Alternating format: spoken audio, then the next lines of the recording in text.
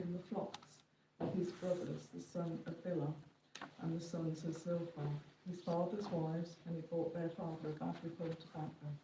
Now Israel loved Joseph more than any of his other sons, because he had been born to him in his old age, and he made a richly ornamented robe for him.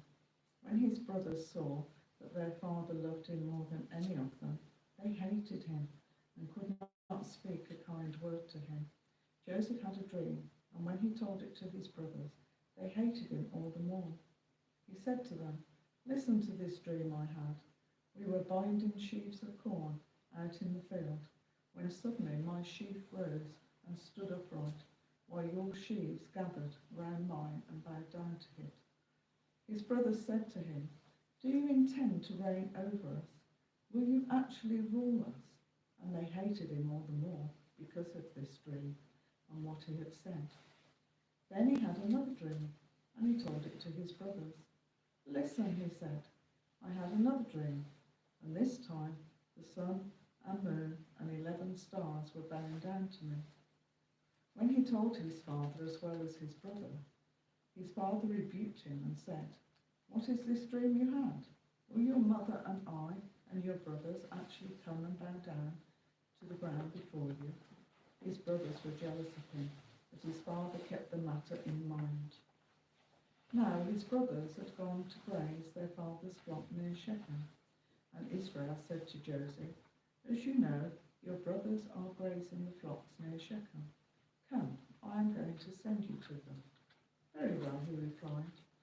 So he said to him, "Go and see if all is well with your brothers and with the flocks, and bring word back to me." Then he sent him off from the valley of Hebron. When Joseph arrived at Shechem, a man found him wandering around in the fields and asked him, "What are you looking for?" He replied, "I'm looking for my brothers. Can you tell me where they are grazing their flocks?" "They have moved on from here," the man answered. "I heard them say, 'Let's go to Dothan.'" So Joseph went after his brothers and found them near Dothan. But they saw him in the distance, and before he reached them, they plotted to kill him. "Here comes that dreamer," they said to each other. "Come now, let's kill him and throw him into one of these cisterns, and say that a ferocious animal devoured him. Then we'll see what comes of his dreams." When Reuben heard this, he tried to rescue him from their hands. "Let's not take his life," he said. "Don't shed any blood.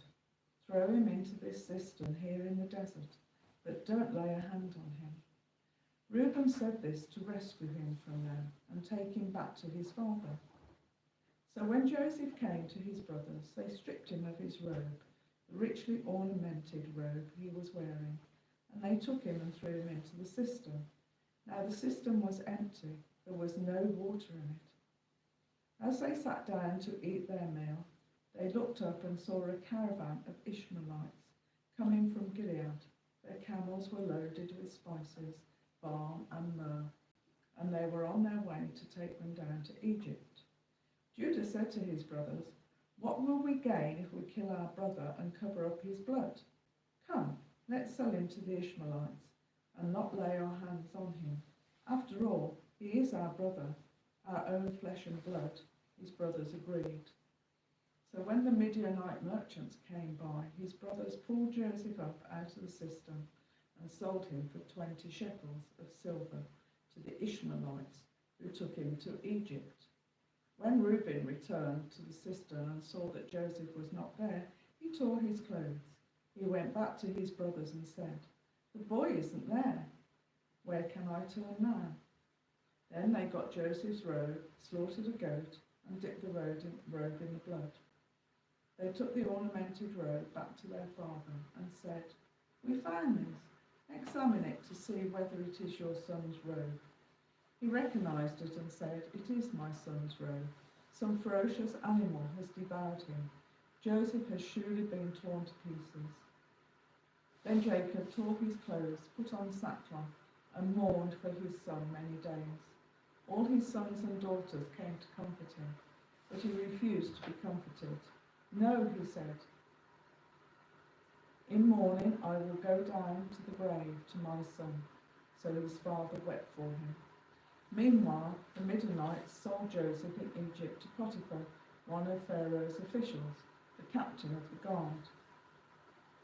At that time, Judah left his brothers and went down to stay with a man of Absalom named Hiram. There Judah met the daughter of a Canaanite woman named Shua. He married her and lay with her. She became pregnant and gave birth to a son, who was named Er.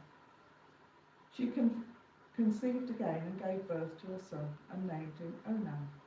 She gave birth to still another son and named him Shelah. It was at Kazib that she gave birth to him. Judah got a wife for his firstborn, and her name was Tamar.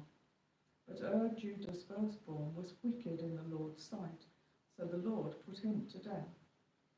Then Judah said to Onan, "Lie with your brother's wife and fulfill your duty to her as a brother-in-law to produce offspring for your brother." But Onan knew that the offspring would not be his, so whenever he lay with his brother's wife, he spilled his semen on the ground to keep from producing offspring for his brother. What he did was wicked in the Lord's sight, so he put him to death also. Judah then said to his daughter-in-law Tamar, "Live as a widow in your father's house until my son Shelah grows up." For he thought he may die too, just like his brothers. So Tamar went to live in her father's house. After a long time, Judah's wife, the daughter of Shua, died. When Judah had recovered from his grief, he went up to Timnah to the men who were shearing his sheep, and his friend Hiram, the Adullamite, went with him. When Tamar was sold, "Your father-in-law is on his way to Timnah to shear his sheep."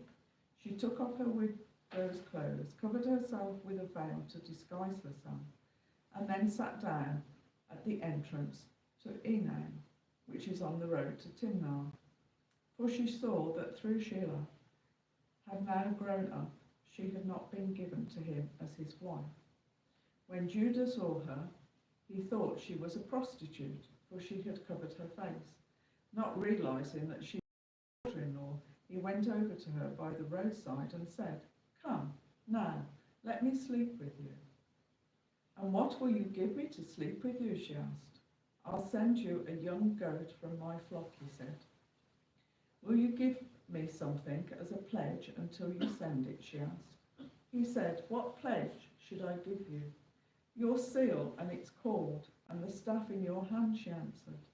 So he gave them to her and slept with her, and she became pregnant by him. After she left, she took off her veil and put on her widow's clothes again. Meanwhile, Judah sent the young goat by his friend, the Adullamite, in order to get his pledge back from the woman, but he did not find her.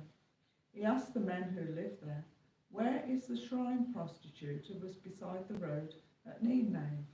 "There hasn't been any shrine prostitute here," they said. So he went back to Judah and said, "I didn't find her. Besides, the men who live there said there hasn't been any shrine prostitute there." Then Judah said, "Let her keep what she has, or we will become a laughingstock. After all, I did send her this young goat, but you didn't find her." About 3 months later, Judah was told, "Your daughter-in-law Tamar is guilty of prostitution, and as a result she is now pregnant." Judah said, "Bring her out and have her burnt to death." As she was being brought out, she sent a message to her father-in-law. "I am pregnant by the man who owns these," she said, and she added, "See if you recognize whose seal and cord and staff these are." Judah recognized them at once and said, "She is more righteous than I, since I wouldn't give her to my son Shelah," and she did not sleep with her again. When the time came for her to give birth, there were twin boys in her womb. As she was giving birth, one of them put out his hand. So the midwife took a scarlet thread and tied it on his wrist and said, "This one came out first." But then he drew back his hand. His brother came out, and she said, "So this is how you have broken out." And he was named Perez. his brother, who had the scarlet thread on his wrist, came out, and he was given the name Zeron. Now Joseph had been taken down to Egypt. Potiphar, an Egyptian, who was one of Pharaoh's officials, the captain of the guard, bought him from the Ishmaelites who had taken him there. The Lord was with Joseph, and he prospered, and he lived in the house of his Egyptian master. When his master saw that the Lord was with him, and that the Lord gave him success in everything he did, Joseph found favour in his eyes and became his attendant. Potiphar put him in charge of his household and entrusted to his care everything he owned. From the time he put him in charge of his household and all that he owned, the Lord blessed the household of the Egyptian because of Joseph. The blessing of the Lord was on everything Potiphar had, both in the house and in the field. So he left in Joseph's care everything he had. With Joseph in charge, he did not concern himself with anything but the food he ate. Now Joseph was well built and handsome, and after a while his master's wife took notice of Joseph and said, "Come to bed with me." But he refused. "With me in charge," he told her, "my master does not concern himself with anything in the house. Everything he owns, he has entrusted into my care. No one is greater in this house than I am. My master has withheld nothing from me except you, because you are his wife. How then could I do such a wicked thing and sin against God?" And though he spoke to Joseph day after day, he refused to go to bed with her or even to be with her. One day, he went into the house to attend to his duties, and none of the household servants was inside. She caught him by his cloak and said, "Come to bed with me." But he left his cloak in her hand and ran out of the house. When she saw that he had left his cloak in her hand and had run out of the house, she called her household servants. "Look," she said to them, "this Hebrew has been brought to us to make sport of us. He came in here to sleep with me, but I screamed. When he heard me scream for help, he left his cloak beside me and ran out of the house." She kept his cloak beside her until his master came home. Then she told him this story. "That Hebrew slave you bought us came to me to make sport of me, but as soon as I screamed for help, he left his cloak beside me and ran out of the house." When the master heard this story, his wife told him, saying, "This is how your slave treated me." He burned with anger. Joseph's master took him and put him in prison, the place where the king's prisoners were confined. But while Joseph was there in the prison, the Lord was with him. He showed him kindness and granted him favor in the eyes of the prison warder. So the warder put Joseph in charge of all those held in the prison. He was made responsible for all that was done there. The warder paid no attention to anything under Joseph's care, because the Lord was with Joseph and gave him success in whatever he did. Sometime later, the cupbearer and the baker of the king of Egypt offended their master, the king of Egypt. Pharaoh was angry with his two officials, the chief cupbearer and the chief baker, and put them in custody in the house of the captain of the guard, in the same prison where Joseph was confined. The captain of the guard assigned them to Joseph, and he attended them. After they had been in custody for some time, each of the two men, the cupbearer and the baker of the king of Egypt, who were being held in prison, had a dream the same night, and each dream had a meaning of its own. When Joseph came to them the next morning, he saw that they were dejected. So he asked Pharaoh's officials, who were in custody with him in his master's house, "Why are your faces so sad today?" "We both had dreams," they answered, "but there is no one to interpret them." Then Joseph said to them, "Do not interpretations belong to God? Tell me your dreams."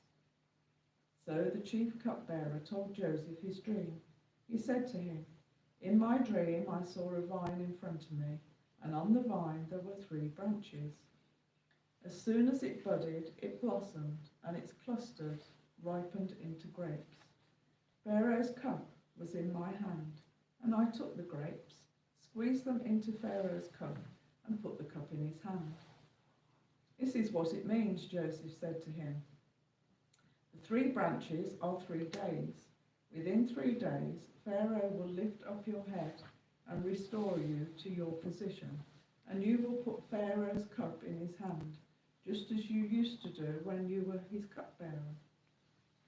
But when all goes well with you, remember me and show me kindness. Mention me to Pharaoh and get me out of this prison. For I was forcibly carried off the land of the Hebrews, and even here I have done nothing to deserve being put in a dungeon." When the chief baker saw that Joseph had given a favourable interpretation, he said to Joseph, "I too had a dream.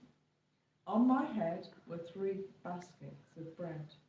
In the top basket were all kinds of baked goods for Pharaoh, but the birds were eating them out of the basket on my head."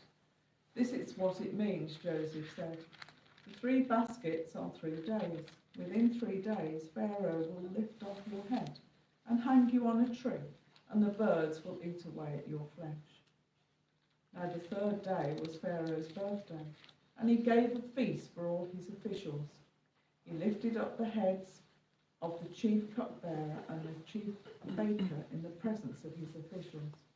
He restored the chief cupbearer to his position, so that he once again put the cup into Pharaoh's hand. But he hanged the chief baker, just as Joseph had said to them in his interpretation. The chief cupbearer, however, did not remember Joseph. He forgot him. When 2 full years had passed, Pharaoh had a dream. He was standing by the Nile, when out of the river he came up 7 cows, sleek and fat, and they grazed among the reeds. After them, 7 other cows, ugly and gaunt, came up out of the Nile and stood beside those on the riverbank. And the cows that were ugly and gaunt ate up the 7 sleek fat cows. Then Pharaoh woke up. He fell asleep again and had a second dream. 7 ears of corn, healthy and good, were growing on a single stalk. After them, 7 other ears of corn sprouted thin and scorched by the east wind. The thin ears of corn were swallowed up by the 7 healthy full ears. Then Pharaoh woke up. It had been a dream. In the morning his mind was troubled, so he sent for all the magicians and the wise men of Egypt. Pharaoh told them his dreams, but no one could interpret them for him. Then the chief cupbearer said to Pharaoh, "Today I am reminded of my shortcomings. Pharaoh was once angry with his servants, and he imprisoned me and the chief baker in the house of the captain of the guard. Each of us had a dream the same night, and each dream had a meaning of its own. Now a young Hebrew was there with us, a servant of the captain of the guard. We told him our dreams, and he interpreted them for us, giving each man the interpretation of his dream, and things turned out exactly as he interpreted them to us. I was restored to my position, and the other man was hanged." So Pharaoh sent for Joseph, and he was quickly brought from the dungeon. When he had shaved and changed his clothes, he came before Pharaoh.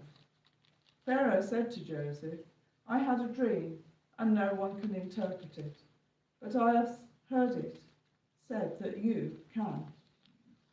"I cannot do it," Joseph replied to Pharaoh, "but God will give Pharaoh the answer he desires."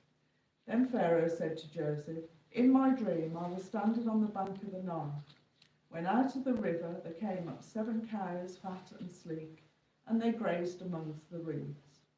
After them 7 other cows came up, scrawny and very ugly and lean. I had never seen such ugly cows in all the land of Egypt. The lean, ugly cows ate up the 7 fat cows that came up first. But even after they ate them, no one could tell that they had done so. They looked just as ugly as before, and then I woke up. In my dreams, I also saw 7 ears of corn, full and good, growing on a single stalk. After them, 7 other ears sprouted, withered and thin, and scorched by the east wind. The thin ears of corn swallowed up the 7 good ears. I told this to the magicians, but none could explain it to me. Then Joseph said to Pharaoh, "The dreams of Pharaoh are one of the same. God has revealed to Pharaoh what he is about to do. The 7 good cows are 7 years, and the 7 good ears of corn are 7 years. It is one and the same dream. The 7 lean, ugly cows that came up afterwards are 7 years, and so are the 7 worthless ears of corn, scorched by the east wind. They are 7 years of famine. It is just as I said to Pharaoh. God has shown Pharaoh what he is about to do. 7 years of great abundance are coming throughout the land of Egypt, but 7 years of famine will follow them. Then all the abundance in Egypt will be forgotten, and the famine will ravage the land. The abundance in the land will not be remembered, because the famine that follows it will be so severe." The reason the dream was given to Pharaoh in 2 forms is that the matter has been firmly decided by God, and God will do it soon. And now let Pharaoh look for a discerning and wise man, and put him in charge of the land of Egypt. Let Pharaoh appoint commissioners over the land to take 1/5 of the harvest of Egypt during the 7 years of abundance. They should collect all the food of these good years that are coming, and store up the grain under the authority of Pharaoh, to be kept in the cities for food. This food should be held in reserve for the country, to be used during the 7 years of famine that will come upon Egypt, so that the country may not be ruined by the famine. The plan seemed good to Pharaoh and to all his officials, so Pharaoh asked them, "Can we find anyone like this man, one in whom is the Spirit of God?" Then Pharaoh said to Joseph, "Since God has made all this known to you, there is no one so discerning and wise as you. You shall be in charge of my palace, and all my people are to submit to your orders. Only with respect to the throne will I be greater than you."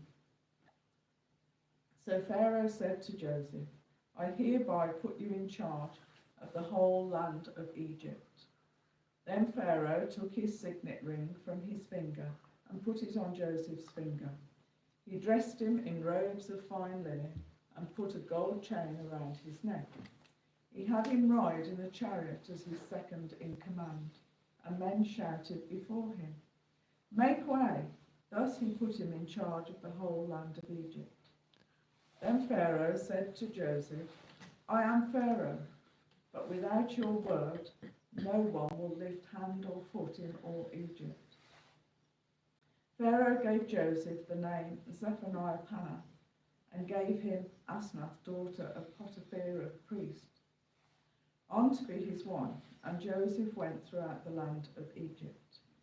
Joseph was 30 years old when he entered the service of Pharaoh, king of Egypt, and Joseph went out from Pharaoh's presence and travelled throughout Egypt.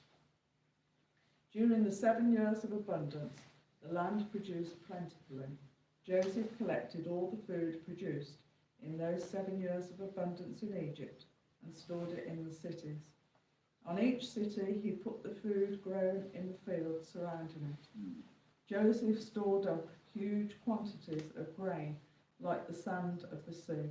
It was so much that he stopped keeping records because it was beyond measure. Before the years of famine came, 2 sons were born to Joseph by Asnath, daughter of Potiphar, priest of On. Joseph named his firstborn Manasseh, and said, "It is because God has made me forget all my trouble and all my father's household." The second son he named Ephraim, and said, "It is because God has made me truthful in the land of my suffering." The 7 years of abundance in Egypt came to an end, and the 7 years of famine began, just as Joseph had said. There was famine in all the other lands, but in the whole land of Egypt there was food.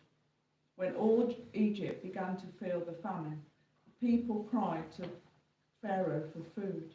Then Pharaoh told all the Egyptians, "Go to Joseph and do what he tells you."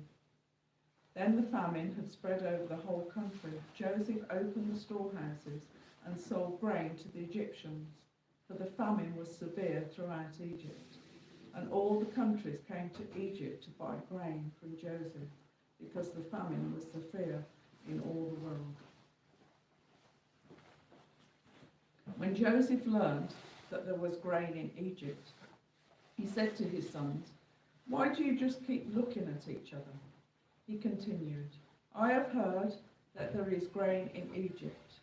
Go down there and buy some for us, so that we may live and not die."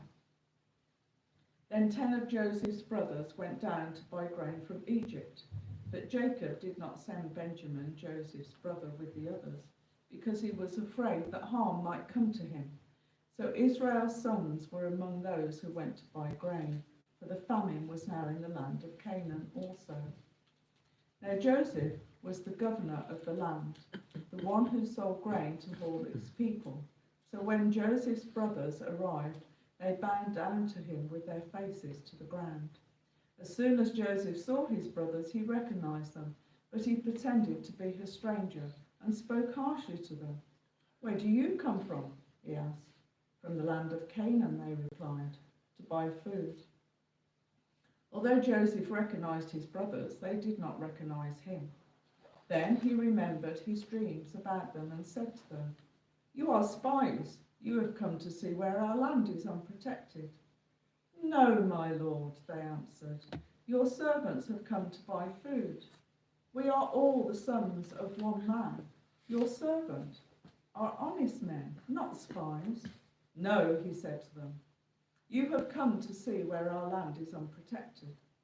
But they replied, "Your servants were 12 brothers, the son of one man who lives in the land of Canaan. The youngest is now with our father, and one is no more." Joseph said to them, "It is just as I told you. You are spies.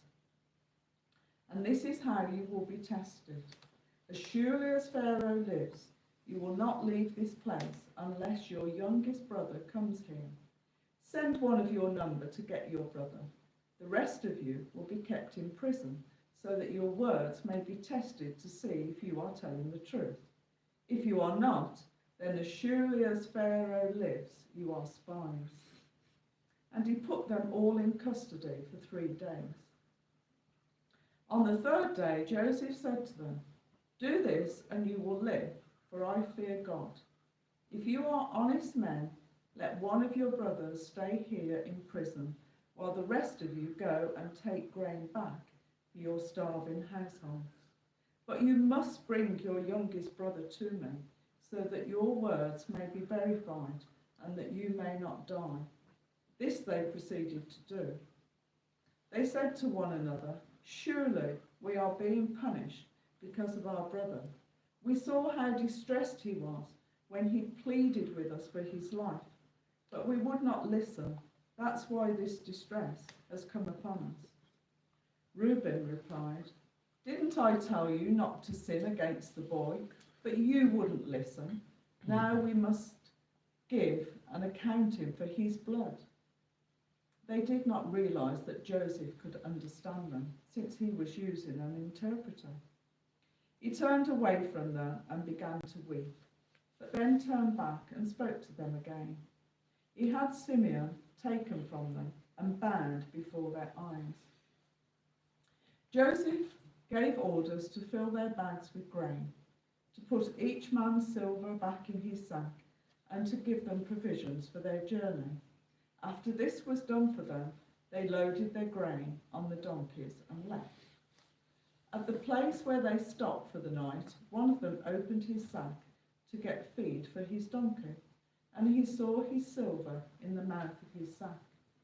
"My silver has been returned," he said to his brother. "Here it is in my sack." Their hearts sank, and they turned to each other, trembling, and said, "What is this that God has done to us?" When they came to their father Jacob in the land of Canaan, they told him all that had happened to them. They said, "The man who is Lord over the land spoke harshly to us and treated us as though we were spying on the land. But we said to him, 'We are honest men, we are not spies. We were 12 brothers, sons of one father. One is no more, and the youngest is now with our father in Canaan.' Then the man who is Lord over the land said to us, 'This is how I will know whether you are honest men. Leave one of your brothers here with me, and take food for your starving households and go. But bring your youngest brother back to me, so that I will know that you are not spies but honest men. Then I will give your brother back to you, and you can trade in the land.'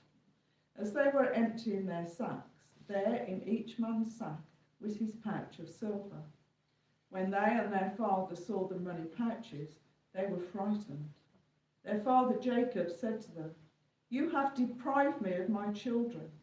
Joseph is no more, and Simeon is no more, and now you want to take Benjamin? Everything is against me.' Then Reuben said to his father, 'You may put both of my sons to death if I do not bring him back to you. Entrust him into my care, and I will bring him back.' But Jacob said, 'My son will not go down there with you. His brother is dead, and he is the only one left. If harm comes to him on the journey you are taking, you will bring my grey head down to the grave in sorrow.' Now the famine was still severe in the land. So when they had eaten all the grain that they had brought from Egypt, their father said to them, 'Go back and buy us a little more food.'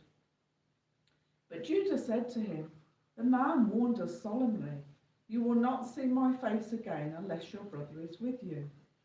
If you will send our brother along with us, we will go down and buy food for you. But if you will not send him, we will not go down, because the man said to us, "You will not see my face again unless your brother is with you." Israel asked, "Why did you bring this trouble on me by telling the man you had another brother?" They replied, "The man questioned us closely about ourselves and our family. 'Is your father still living?' he asked. 'Do you have another brother?' We simply answered his questions. How were we to know? He would say, 'Bring your brother down here.' Then Judah said to Israel his father, 'Send the boy along with me, and we will go at once, so that we and you and our children may live and not die. I myself will guarantee his safety. You can hold me personally responsible for him. If I do not bring him back to you and set him here before you, I will bear the blame before you all my life. As it is, if we had not delayed, we could have gone and returned twice.' Then their father Israel said to them, 'If it must be, then do this. Put some of the best products of the land in your bags and take them down to the man as a gift, a little balm and a little honey, some spices and myrrh, some pistachio nuts and almonds. Take double the amount of silver with you, for you must return the silver that was put back into the mouths of your sacks. Perhaps it was a mistake. Take your brother also and go back to the man at once. And may God Almighty grant you mercy before the man, so that he will let your other brother and Benjamin come back with you. As for me, if I am bereaved, I am bereaved.' So the men took the gifts and doubled the amount of silver, and Benjamin also. They hurried down to Egypt and presented themselves to Joseph. When Joseph saw Benjamin with them, he said to the steward of his house, "Take these men to my house, slaughter an animal, and prepare dinner. They are to eat with me at noon." The man did as Joseph told him and took the men to Joseph's house. Now the men were frightened. When they were taken into his house, they thought, "We were brought here because of the silver that was put back in our sacks the first time. He wants to attack us and overpower us and seize us as slaves and take our donkeys." So they went up to Joseph's steward and spoke to him at the entrance of the house. "Please, sir," they said, "we came down here the first time to buy food. But at the place where we stopped for the night, we opened our sacks and each of us found his silver, the exact weight, in the mouth of his sack. So we've brought it back with us. We have also brought additional silver with us to buy food. We don't know who put our silver in our sacks." "It's all right," he said. "Don't be afraid. Your God, the God of your father, has given you treasure in your sacks. I received your silver." And then he brought Simeon out to them. The steward took the men into Joseph's house, gave them water to wash their feet, and provided fodder for their donkeys. They prepared their gifts for Joseph's arrival at noon, because they had heard that they were to eat there. When Joseph came home, they presented to him the gifts they had brought into the house, and they bowed down before him to the ground. He asked them how they were, and he said, "How is your aged father you told me about? Is he still living?" They replied, "Your servant, our father, is still alive and well," and they bowed low to pay him honour. As he looked about and saw his brother Benjamin, his own mother's son, he asked, "Is this your youngest brother, the one you told me about?" And he said, "God be gracious to you, my son." Deeply moved at the sight of his brother, Joseph hurried out and looked for a place to weep. He went into his private room and wept there. After he had washed his face, he came out and, controlling himself, said, "Serve the food." They served him by himself, the brothers by themselves, and the Egyptians who ate with him by themselves, because Egyptians could not eat with the Hebrews, for that is detestable to the Egyptians. The men who had been seated before him in the order of their ages, from the firstborn to the youngest, and they looked at each other in astonishment. When portions were served to them from Joseph's table, Benjamin's portion was 5 times as much as anyone else's. So they feasted and drank freely with him. Now Joseph gave these instructions to the steward of his house. "Fill the men's sack with as much food as they can carry, and put each man's silver in the mouth of his sack. Then put my cup, the silver one, in the mouth of the youngest one's sack, along with the silver for his grain." And he did as Joseph said. As morning dawned, the men were sent on their way with their donkeys.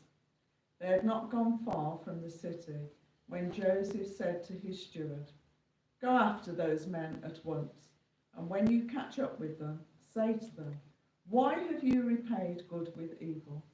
Isn't this the cup my master drinks from and also uses for divination? This is a wicked thing you have done.'" When he caught up with them, he repeated these words. But they said to him, "Why does my lord say such things? Far be it from your servants to do anything like that. We even brought back to you from the land of Canaan the silver we found inside the mouths of our sacks. So why would we steal silver or gold from your master's house? If any of your servants is found to have it, he will die, and the rest of us will become my lord's slaves." "Very well then," he said, "let it be as you say. Whoever is found to have it will become my slave. The rest of you will be free from blame." Each of them quickly lowered his sack to the ground and opened it. Then the steward proceeded to search, beginning with the oldest and ending with the youngest. And the cup was found in Benjamin's sack. At this they tore their clothes. Then they all loaded their donkeys and returned to the city. Joseph was still in the house when Judah and his brothers came in, and they threw themselves on the ground before him. Joseph said to them, "What is it that you have done? Don't you know that a man like me can find things out by divination? What can we say to my lord?" Judah replied. "What can we say? How can we prove our innocence? God has uncovered your servant's guilt. We are now my lord's slaves, we ourselves and the one who is found to have the cup." But Joseph said, "Far be it from me to do such a thing. Only the man who was found to have the cup will become my slave. The rest of you, go back to your father in peace." Then Judah went up to him and said, "Please, my lord, yet let your servant speak a word to my lord. Do not be angry with your servant, though you are equal to Pharaoh himself." My lord asked his servants, "Do you have a father or a brother?" And we answered, "We have an aged father, and there is a young son born to him in his old age.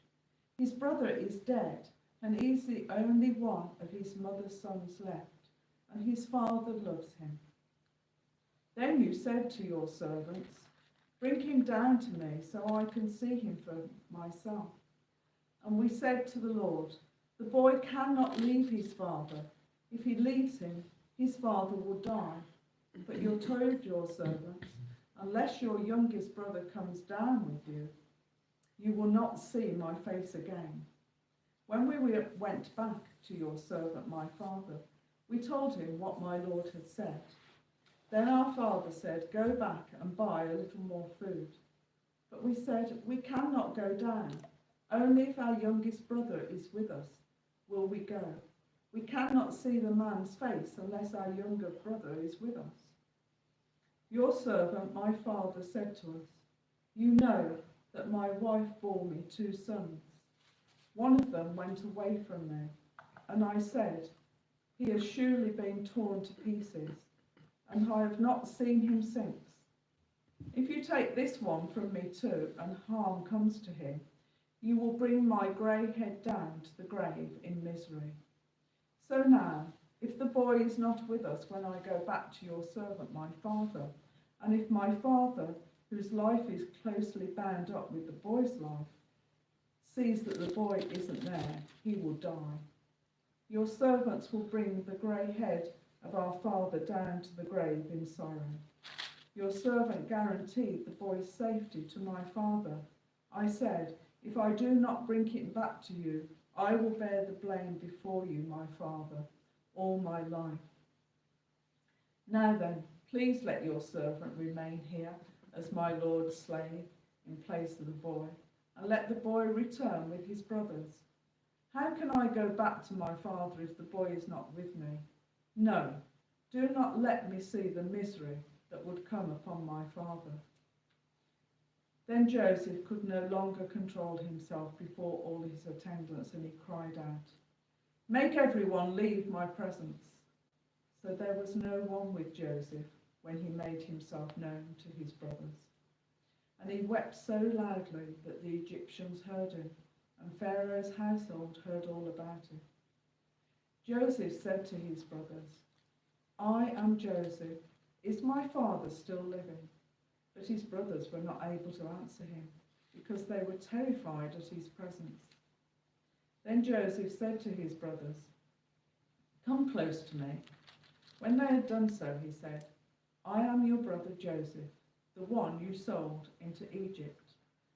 And now, do not be distressed, and do not be angry with yourselves for selling me here, because it was to save lives that God had sent me ahead of you. For 2 years now there has been famine in the land, and for the next 5 years there will not be ploughing and reaping. But God sent me ahead of you to preserve for you a remnant on earth, and to save your lives, by a great deliverance. So then, it was not you who sent me here, but God. He made me father to Pharaoh, lord of the entire household, and ruler of all Egypt. Now hurry back to my father and say to him, this is what your son Joseph says. God has made me lord of all Egypt. Come down to me, don't delay. You shall live in the region of Goshen and be near me. You, your children and grandchildren, your flocks and herds, and all you have. I will provide for you there, because 5 years of famine are still to come. Otherwise you and your household and all who belong to you will become destitute. You can see for yourselves, and so can my brother Benjamin, that it's really I who am speaking to you. Tell my father about the honour accorded me in Egypt, and about everything you have seen. And bring my father down here quickly. Then he threw his arms around his brother Benjamin and wept. And Benjamin embraced him, weeping, and he kissed all his brothers and wept over them. Afterwards his brothers talked with him. When the news reached Pharaoh's palace that Joseph's brothers had come, Pharaoh and all his officials were pleased. Pharaoh said to Joseph, tell your brothers, do this. Load your animals and return to the land of Canaan, and bring your father and your families back to me. I will give you the best of the land of Egypt, and you can enjoy the fat of the land. You are also directed to tell them, do this, take some carts from Egypt for your children and your wives, and get your father and come. Never mind about your belongings, because the best of Egypt will be yours. So the sons of Israel did this. Joseph gave them carts as Pharaoh had commanded, and he also gave them provisions for their journey. To each of them he gave new clothing, but to Benjamin he gave 300 shekels of silver and 5 sets of clothes. And this is what he sent to his father: 10 donkeys loaded with the best things of Egypt, and 10 female donkeys loaded with grain and bread and other provisions for his journey. Then he sent his brothers away, and as they were leaving, he said to them, don't quarrel on the way. So they went up out of Egypt and came to their father Jacob in the land of Canaan. They told him, Jacob is still alive. In fact, he is ruler of all Egypt. Jacob was stunned. He did not believe them. But when they told him everything Joseph had said to them, and when he saw the carts Joseph had sent to carry him back, the spirit of their father Jacob revived. And Israel said, I'm convinced my son Joseph is still alive.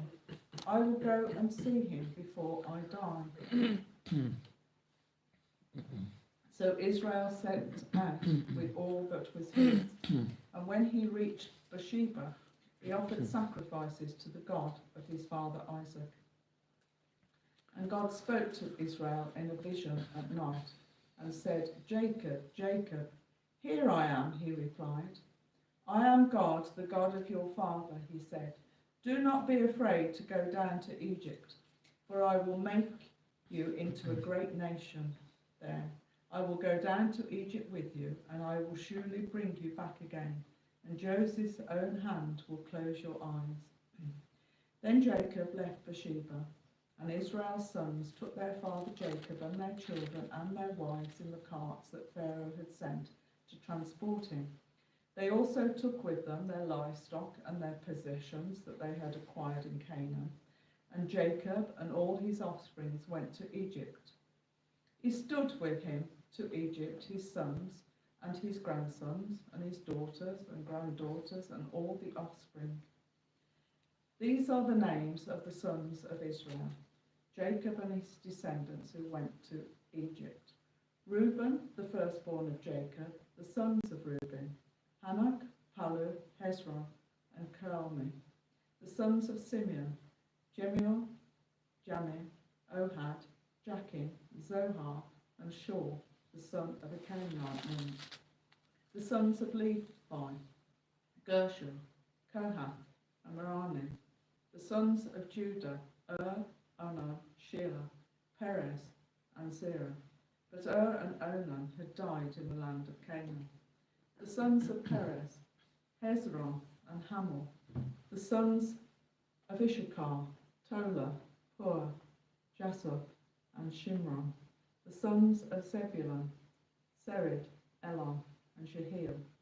These were the sons Leah bore to Jacob in Paddan Aram, besides his daughter Dinah.